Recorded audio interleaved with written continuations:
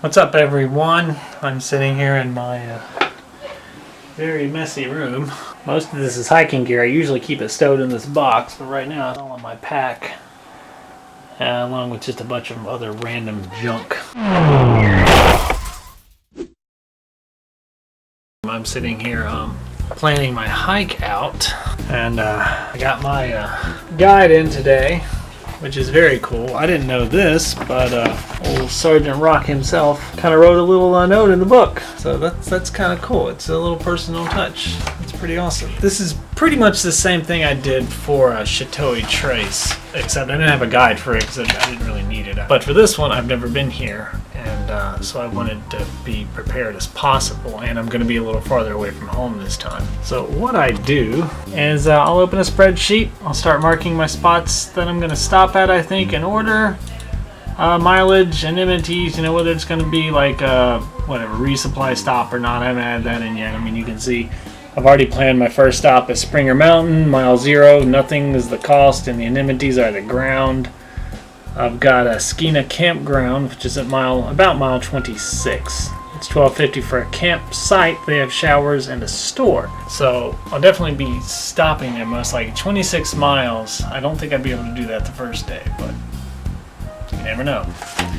So what I do is I take my maps that I have, which are these very detailed topographical maps. As you can see, it has the trail highlighted. It has a few cross trails, not all of the cross trails, but it also has resupply stops, mileages, everything like this.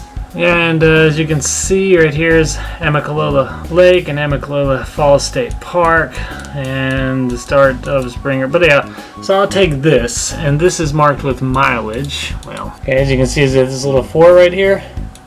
That's mile 3, that's mile 4, mile 5. So that's basically the same thing I did for Thru-Hike. I had almost these exact same maps. I just found them on I'll look up where these are and I'll put the links down in the description. Thru-Hiketrace.com had on their interactive map had mile markers, so it was pretty easy to plan with using that too. So what I will do is come over here with my PDF map or whatever you're using that as a map that has the actual trail on it and some type of mile marker.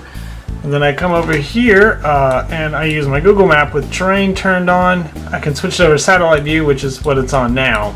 And I can look at this and compare it to my mileage over here and to what it shows in the guide.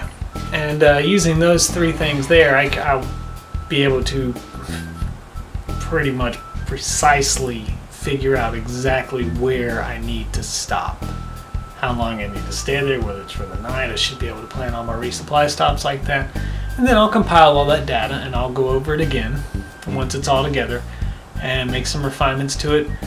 It never stays exactly the same when you're hiking. I mean, my itinerary on Thru-Hike changed constantly because trail conditions, weather, things like that. I never kept exactly to it, but it's a platform to start from, and it gets you better prepared going into something like this. So that's how I planned my last hike. That's how I'm going to plan this one.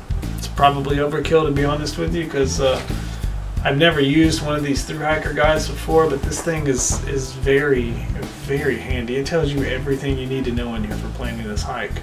So this guide is making it very easy.